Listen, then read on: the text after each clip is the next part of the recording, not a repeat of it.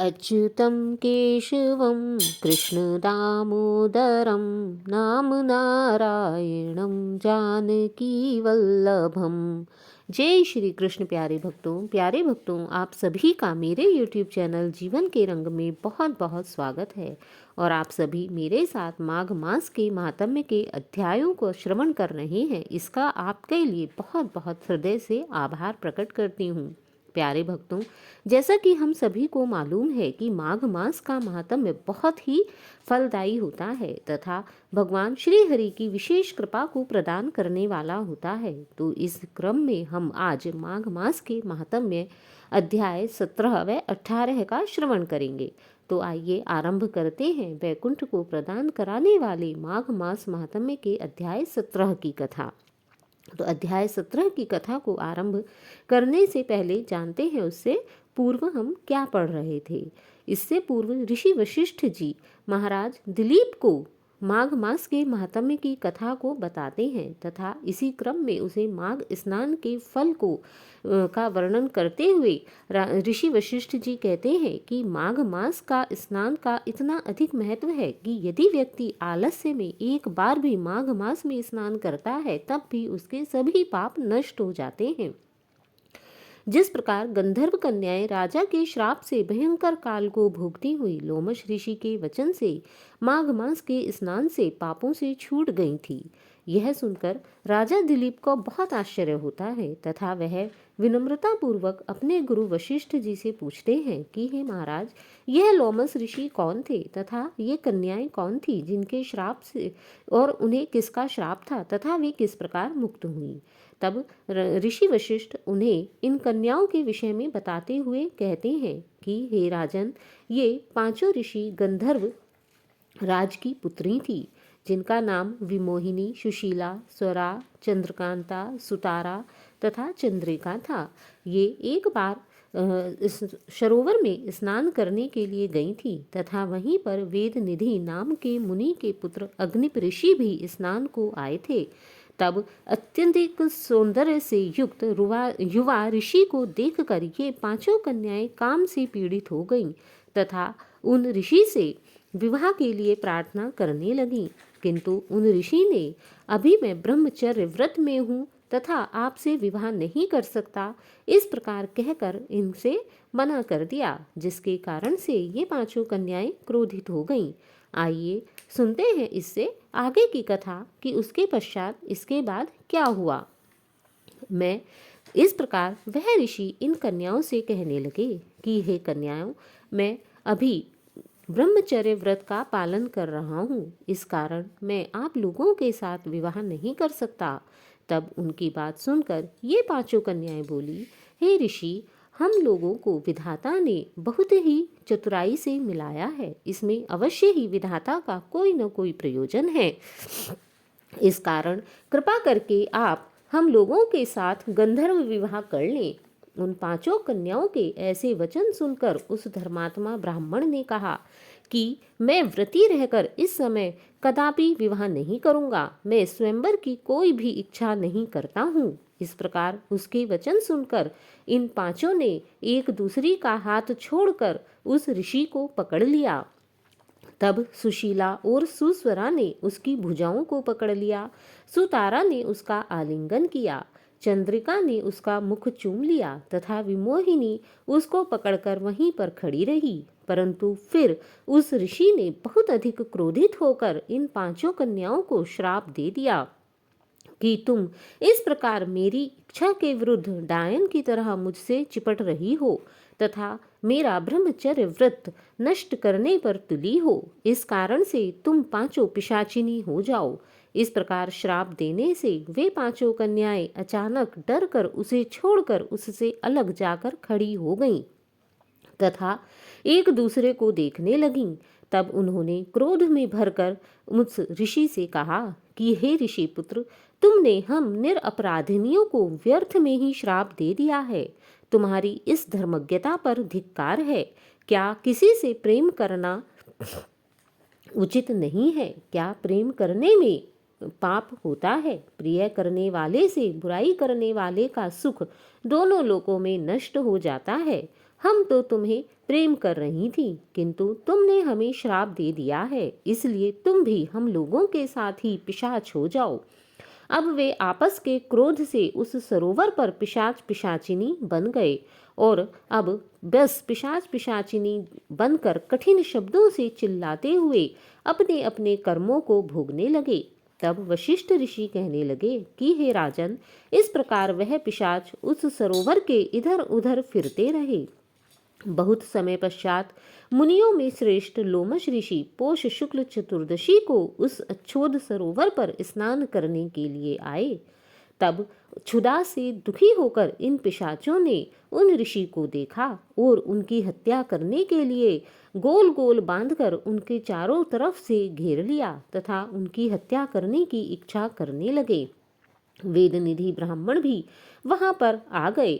तब उन्होंने लोमश ऋषि को वहां उनको साष्टांग प्रणाम किया, जिस कारण उनका तेज अत्यधिक दूर तक फैल गया। पिशाच उन ऋषि के तेज के सामने ठहर न सके और उन्हें छोड़कर वहां से दूर जाकर खड़े हो गए।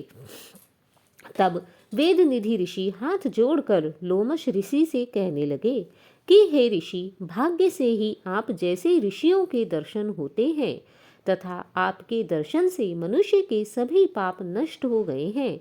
आज मुझे भी आपके दर्शन प्राप्त हुए हैं, अतः मेरे मन में भी श्रेष्ठ होने की इच्छा जागृत हो गई है। हे ऋषि, ये गंधर्व कन्या और मेरा पुत्र है जो पिशाच पिशाचिनी की योनि को प्राप्त हो गए हैं। तथा उनको इस प्रकार कहकर अपने पुत्र और उन पांचों कन्याओं के विषय में संपूर्ण वृतांत कह सुनाया। तब वेदनिधि ऋषि हाथ जोड़कर बोले, हे मुनिवर, यह सब ही इस समय श्राप से मोहित होकर आपके सम्मुख खड़े हैं। आपको देखकर आज इन बालकों के उद्धार का मुझे प्रतीत हो रहा है। आज इन बालकों का उद्धार अवश्य ही होगा, क्योंकि सूर्योदय से अंधेरे का नाश अवश्य ही हो जाता है। वशिष्ठ जी कहने लगे कि पुत्र के दुख से दुखी हुए वेदनिधि ब्राह्मण के ऐसे वचन सुनकर लोमश ऋषि के नेत्रों में भी जल भर आया और वे भी अत्यंत दुखी हुए तथा कामदेव को धिक्कारने लगे। तब वेदनिधि से कहने लगे कि हे ऋषि, काम का ऐसा ही प्रबल वेग होता है जिसके कारण ही व्यक्ति बड़े से बड़े अपराध कर बैठता है, किंतु मेरे प्रसाद से आज बालकों को शीघ्र ही स्मृति पैदा हो। मैं उनका धर्म कहता हूँ, जिससे इसका आपस में ज्ञान विलीन हो जाएगा तथा इन सभी को अपने प्राचीन ज्ञान का ज्ञान हो जाएगा तथा ये फिर से पहले के समान गंधर्व कन्या एवं ऋषि पुत्र को प्राप्त करेंगे। वेदनिधि कहने लगे कि हे महर्षि, धर्म को जल्द ही कीजिए, क्योंकि श्राप की अग्नि बड़ी ही दुखदायक होती है, अतः उसे शीघ्र ही उसका काट करिए। तब लोमश ऋषि जी कहने लगे कि यह सब मेरे साथ नियम पूर्वक माघ में स्नान करें, क्योंकि माघ का स्नान ही ऐसा पवित्र कार्य है जिसके द्वारा बड़े से बड़े श्राप से मुक्त हुआ जा सकता है। यदि ये सभी बालक मेरे साथ नियम पूर्वक इस सरोवर में माघ का स्नान करेंगे तो इस मास के अंत तक यह श्राप से अवश्य ही छूट जाएंगे।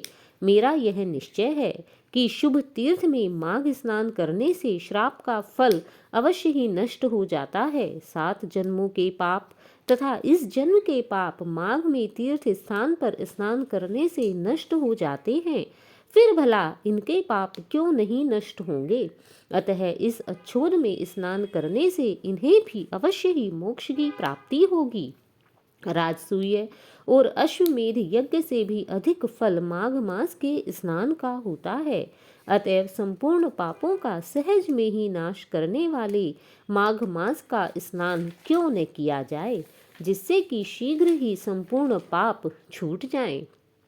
तब लोमश ऋषि जी कहने लगे कि पूर्व काल में अवंती देश में वीरसेन नाम का एक राजा था। उसने नर्मदा के किनारे राजसूय यज्ञ किया था और अनेक अश्वमेध यज्ञ भी किए थे, जिनके खंभे उसने सोने के बनाए थे। ब्राह्मणों को वह प्रतिदिन अन्न का दान करता था। उसने और भी बहुत सा दान किया तथा बहुत सी गौवें, सुंदर वस्त्र और सोने के आभूषणों से युक्त करके दान दी। वह देवताओं का भक्त और दान करने वाला था। भद्रक नाम का एक ब्राह्मण, जो अत्यंत मूर्ख, कुलहीन, कृषि कार्य करने वाला, दुराचारी तथा अधर्मी था, उसके भाई बंधुओं ने भी उस ऋषि को त्याग दिया था, जिसके कारण वह इधर उधर घूमता हुआ एक बार देव यात्रियों के साथ प्रयाग में आया और माघ में उनके साथ 3 दिन तक उसने स्नान किया। वह 3 दिन में ही माघ मास के स्नान से निष्पाप हो गया। फिर वह अपने घर चला गया। वह ब्राह्मण और वह राजा दोनों एक ही दिन मृत्यु को प्राप्त हुए। मैंने इन दोनों को बराबर इंद्रलोक में देखा है, क्योंकि माघ मास का ऐसा ही महात्म्य है। तेज, रूप, बल, स्त्री, वस्त्र और आभूषणों में दोनों ही समान थे। ऐसा देखकर उसके महात्म्य का क्या कहा जाए, क्योंकि राजसूय यज्ञ, अश्वमेध यज्ञ तथा माघ मास का स्नान, यह तीनों समान फल देने वाले हैं। अतः राजसूय यज्ञ करने वाला व्यक्ति स्वर्ग का सुख भोग कर फिर भी जन्म लेता है, परंतु माघ मास में संगम में स्नान करने वाला व्यक्ति सदैव के लिए जन्म मरण से रहित हो जाता है। गंगा और यमुना के संगम की हवा के स्पर्श से ही बहुत से पाप स्वतः ही नष्ट हो जाते हैं। अधिक क्या कहें, और किसी भी तीर्थ में किए गए पाप भी माघ मास में प्रयाग में स्नान करने से नाश हो जाते हैं। मैं पिशाच मोचन नाम का एक पुराना इतिहास तुम्हें सुनाता हूँ। इस इतिहास को तुम्हारी कन्याएं और तुम्हारा यह पुत्र भी अवश्य ही सुने, क्योंकि उस इतिहास को सुनने से इन सभी को अपनी स्मृति का याद हो जाएगी।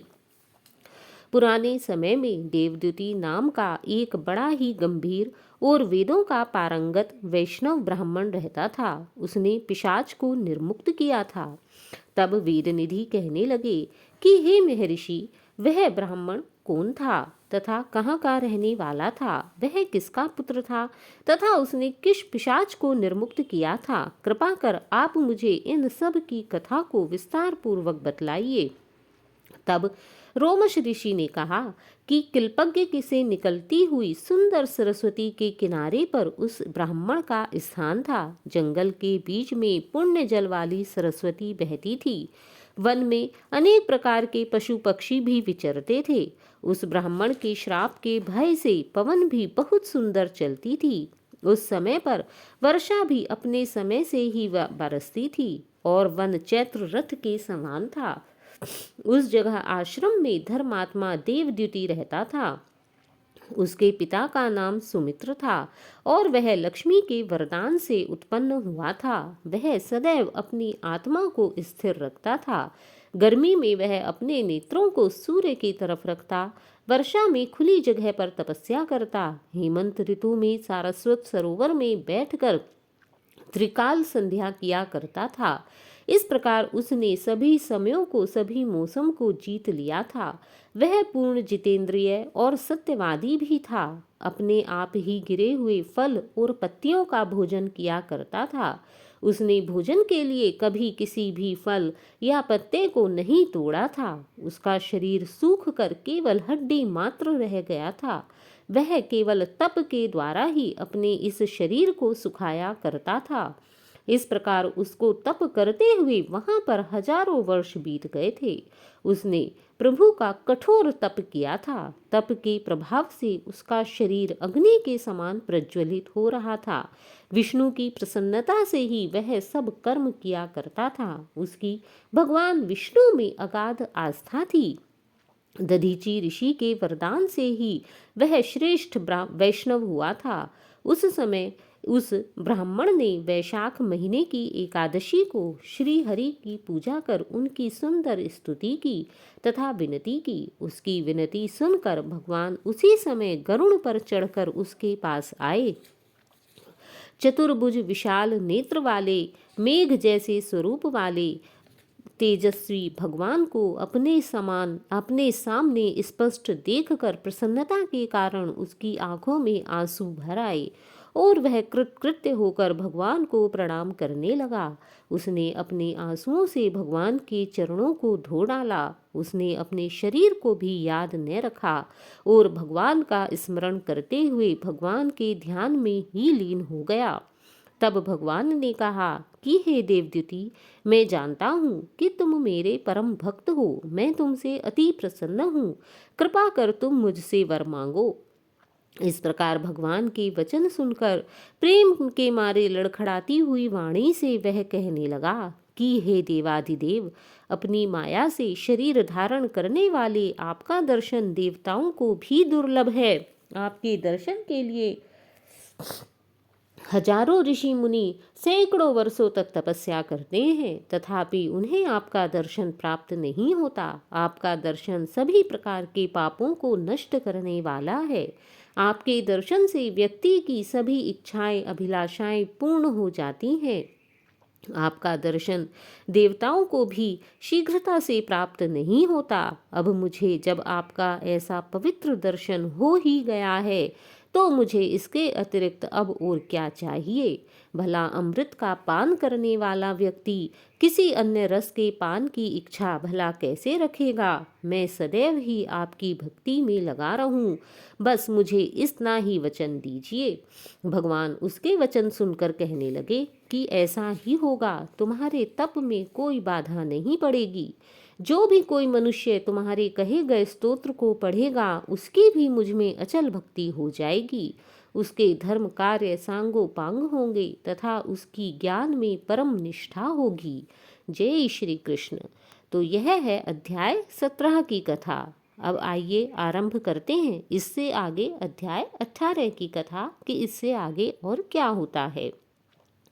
इतना कहकर भगवान वहां से अंतर ध्यान हो गए और देवद्युति भगवान के ध्यान में ही लीन हो गए। तब देवनिधि कहने लगे कि हे महर्षि, जैसे गंगा जी में स्नान करने से मनुष्य पवित्र हो जाता है, वैसे ही भगवान की इस कथा को सुनकर मैं भी पवित्र हो गया हूँ। हे भगवान, अब कृपा करके उस स्तोत्र को भी बताइए जिसको उस देवद्युति नामक ब्राह्मण ने भगवान को प्रसन्न करने के लिए कहा था। तब लोमश जी कहते हैं कि उस स्तोत्र को पहले गरुण जी ने पढ़ा। मैंने उनसे सुना। हे विप्र, यह स्तोत्र अध्यात्म विद्या का सार है, सभी पापों का नाश करने वाला है। अतः मैं तुम सबके कल्याण के लिए उस स्तोत्र को पढ़ता हूँ। कृपया ध्यान पूर्वक उसे सुनिए। तब वह बोले, वासुदेव सर्वव्यापी चक्रचारी सज्जनों के प्रिय जगत के स्वामी श्री कृष्ण को नमस्कार है। जब स्तुति करने वाले जिसकी स्तुति की जाए तथा सभी जगत विष्णुमय है, तो भला किसकी स्तुति की जाए। अर्थात इस संपूर्ण जगत में भगवान विष्णु के सिवाय अन्य कोई ऐसा नहीं है जो स्तुति करने योग्य है। जिस भगवान के श्वांस वेद है, फिर कौन सी स्तुति उनकी प्रसन्नता के लिए की जा सकती है। जिसको वेद नहीं जान सकते, जो मन और वाणी से भी परे हैं, ऐसे भगवान की स्तुति भला हम अज्ञानी पुरुष कैसे कर सकते हैं। सारा चर अचर संसार जिनकी माया से चक्र की तरह घूम रहा है, इसलिए हे प्रभु, आप चक्रधारी कहलाते हो। आप ही ब्रह्मा विष्णु महेश आप ही हो। सारे संसार को उत्पन्न करने के लिए ब्रह्मा को भी आप ही उत्पन्न करते हो। जब यह जीव शरीर को धारण करता है, तब उसको ज्ञान उत्पन्न होता है। तुम सब सुखों के दाता हो, इसमें कोई संदेह नहीं है। आपसे ही संपूर्ण सुखों को देने वाली बुद्धि उत्पन्न होती है। हे प्रभु, आप ही पंच कर्मेंद्रिय पंच महाभूत तथा मन के विविध भाव हो। आप ही मनुष्य की आत्मा हो। ब्रह्मा विष्णु रुद्र की कल्पना से आप संसार की कल्पना इसी प्रकार करते हो जैसे कोई पिता अपने पुत्र की कल्पना करता है। अर्थात इस संसार की कल्पना करने के लिए, इस संसार को उत्पन्न करने के लिए आपने ही ब्रह्मा विष्णु तथा महेश का रूप धारण किया हुआ है। कवियों में जो रूप शोभा देता है, उन निर्गुण विष्णु भगवान को मैं नमस्कार करता हूँ। अर्थात आपका स्वतः स्वरूप निर्गुण है, किंतु कवि अपने काव्यत्व से आपको सगुण रूप में देखते हैं। जिसमें ज्ञान रखने से श्रुतियों में कहे हुए कर्मों को लोग रखते हैं, करते हैं, उस पवित्र ब्रह्म को मैं नमस्कार करता हूँ। मैं उस सतरूप हरि को, जिसको योगी लोग सब प्राणियों में आत्म रूप में देखते हैं, जिनकी सभी योगी उपासना करते हैं, जिसको अद्वैत कहते हुए गाते हैं और जिनके लिए सभी योगी यज्ञ करते हैं, उन भगवान माधव को मैं नमस्कार करता हूँ। हे भगवान, आप केवल सतरूप हो, क्योंकि तमस तथा रजस यह गुण आपको छू भी नहीं पाते हैं। मनुष्यों को माया तथा मोह में पैदा हुए विचित्र आभास, अहंकार तथा ममता को जानकर खो देते हैं, उन भगवान को मैं नमस्कार करता हूँ। इस संसार में मनुष्यों के मोह रूपी वायु से सदा भभकने वाली ज्वाला आपके चरण कमलों तक पहुँच भी नहीं पाती है, तथा जो व्यक्ति इस संसार की मोह रूपी वायु से बचना चाहता है, उसे सदैव आपके चरण कमलों का सहारा लेना चाहिए। हे प्रभु, ऐसे चरण कमल वाले आपको मैं नमस्कार करता हूँ। आपका स्मरण करने मात्र से व्यक्ति कई बड़े से बड़ा मोह, अज्ञान, रोग, दुख संपूर्ण दूर हो जाते हैं। आपके उस अनंत रूप को मैं नमस्कार करता हूँ, जिसके मिल जाने पर और किसी दूसरे के मिलने की इच्छा नहीं रहती, अर्थात जिसके मिलने से व्यक्ति की संपूर्ण इच्छाएं समाप्त हो जाती हैं। आपके अंदर ही व्यक्ति की संपूर्ण इच्छाओं का विलीन है। आप ही संपूर्ण इच्छाओं के सार हो। ऐसे आपको मैं नमस्कार करता हूँ, जिसको जानकर अद्वैतवादी व्यक्ति आत्मा को देखते हैं। यदि विष्णु शब्द का अर्थ और उसके विषय का ज्ञान एक ही होता है, तो ही इस सत्य से ही माधव इस संसार की माया में फंसकर तेरे ही ध्यान में लगा रहने वाला मैं तुम्हें नमस्कार करता हूँ। यदि वेदांत दर्शन में भगवान सारे संसार में व्याप्त हैं, तो इसी सत्य से हे भगवान मेरी भी निर्विघ्न भक्ति हो जाए, इसके लिए मैं आपको नमस्कार करता हूँ। जो बीज नहीं है तो भी बिना बीज के ही स्वयं विद्यमान है, ऐसे भगवान विष्णु को मैं ज्ञान रूपी गंगा के लिए नमस्कार करता हूँ। अर्थात इस संसार में कोई भी व्यक्ति तभी उत्पन्न होती है जब उसका कोई कारण होता है, अथवा जिसको उत्पन्न करने के लिए कोई बीज होता है। किंतु भगवान विष्णु स्वतः ऐसे हैं जो इस संसार में स्वतः उत्पन्न है। उन्हें उत्पन्न करने का कोई कारण नहीं है, अर्थात वे किसी से भी उत्पन्न नहीं हुए हैं। ऐसे भगवान विष्णु को मैं नमस्कार करता हूँ। हे भगवान विष्णु, आप ज्ञान रूपी रंग से हमारे बीज के टुकड़े टुकड़े को, जो सृष्टि स्थिति तथा लय के लिए ब्रह्मा विष्णु महेश तीन रूप को धारण करते हो और कार्य में सत रज और तम इन तीन गुणों में विद्यमान रहते हो, हे भगवान आप ऐसे मुझ पर प्रसन्न होइए। अर्थात आप ही इस संसार को चलाने के लिए, इस संसार को उत्पन्न करने के लिए कभी ब्रह्मा का स्वरूप धारण करते हो, कभी आप ही इस संसार का पालन करने के लिए तम रजस रूपी विष्णु के स्वरूप में आते हो, तो कभी इस संसार का विलय करने के लिए आप ही काल का महेश का रूप धारण करते हो, किंतु वास्तव में आप एक ही हो। ऐसे भगवान विष्णु को मैं नमस्कार करता हूँ। हे भगवान, आप मुझ पर प्रसन्न होइए। जो प्राणियों के हृदय रूपी मंदिर में निर्मल देव वास करते हैं, ऐसे भगवान आप मुझ पर प्रसन्न हो। जो अविद्या संपूर्ण संसार का त्याग करता है, जगन्मय आप हो। आपका बनाया हुआ यह संपूर्ण विश्व आप ही के अंदर आनंद करता है। आपके त्याग करने से यह विश्व अपवित्र हो जाता है। उसका साथ करने पर भी तुम बिना साथ के बने रहते हो। हे प्रभु, आप विकार रहित हो। आप इस संसार में रहते हुए भी इस संसार से परे हो। आप की इस श्रद्धा का मैं नमस्कार करता हूँ, जिनकी चावार्क पंचभूत योग से पैदा हुआ चैतन्य मानते हुए सभी आपकी उपासना करते हैं। ऐसे मैं आपकी को हृदय से प्रणाम करता हूँ। जैन लोग आपको शरीर का परिणाम मानते हैं, सांख्यवादी आपसे ही प्रकृति से परे पुरुष मानकर ध्यान करते हैं। जन्म इत्यादि से रहित चैतन्य रूप सदा आनंद स्वरूप उपनिषद इत्यादि आप ही की महिमा गाते हैं। हे प्रभु, ऐसे अनंत स्वरूप वाले मैं आपको नमस्कार करता हूँ। आकाश आदि पंच महाभूत, देह, मन, बुद्धि, इंद्रियां, सब कुछ तुम ही हो। तुमसे अलग इस संसार में और कुछ भी नहीं है। तुम ही सब प्राणियों के उत्पन्न करने वाले हो। तुम ही सब प्राणियों को चलाने वाले हो। तुम ही सब प्राणियों का विलय करने वाले हो और मुझको शरण देने वाले भी तुम ही हो।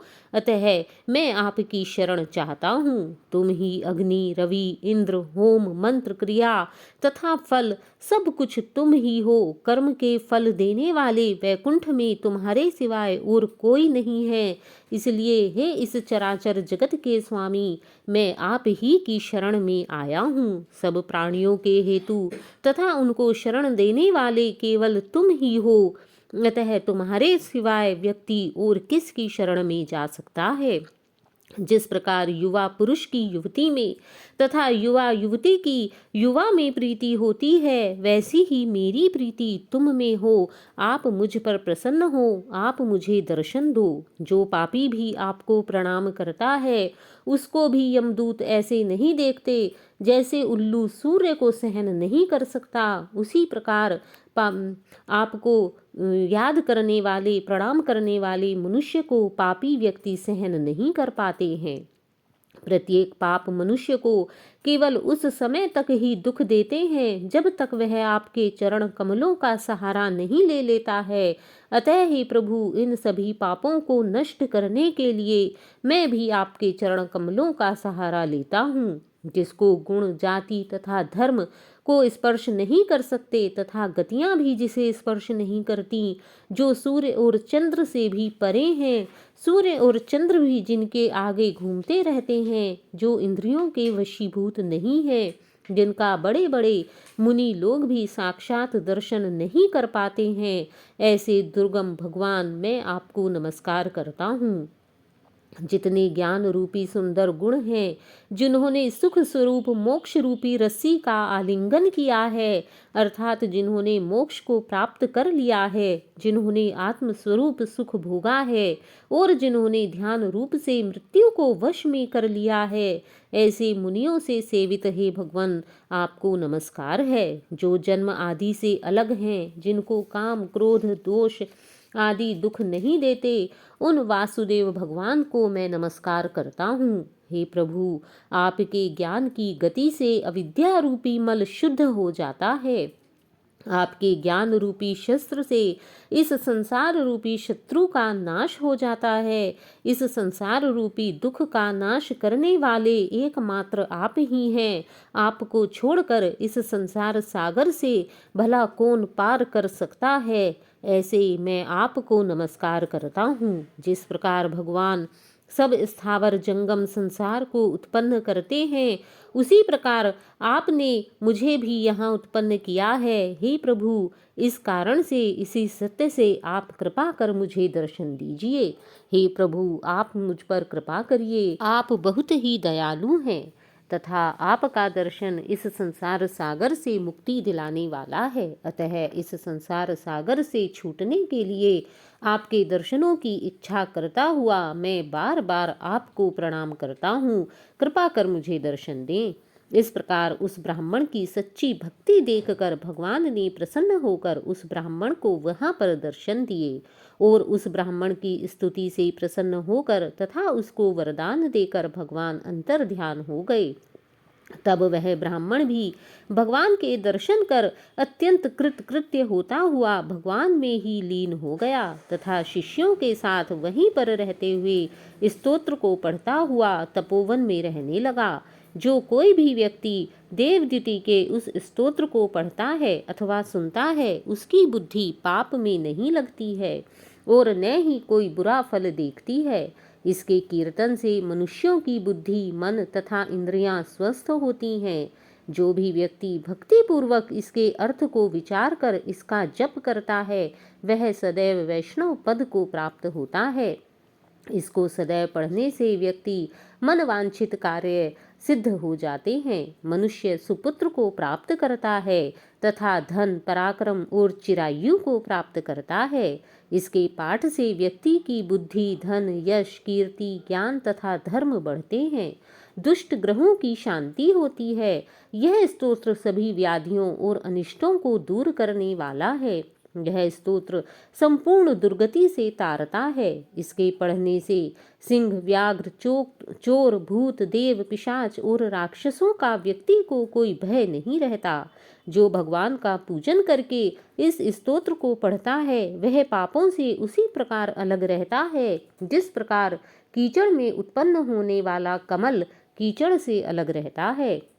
जो गति गंगा आदि के स्नान से मिलती है वही गति दिन में इस स्तोत्र को पढ़ने से भी प्राप्त होती है। जो इस स्तोत्र को पूरे दिन में 1 समय, 2 समय अथवा 3 समय पढ़ता है वह अक्षय फल को प्राप्त करता है। जो मनुष्य प्रातः काल इस स्तोत्र का पाठ करता है वह इस लोक के संपूर्ण सुखों को भोग कर परलोक में अक्षय सुख को प्राप्त करता है।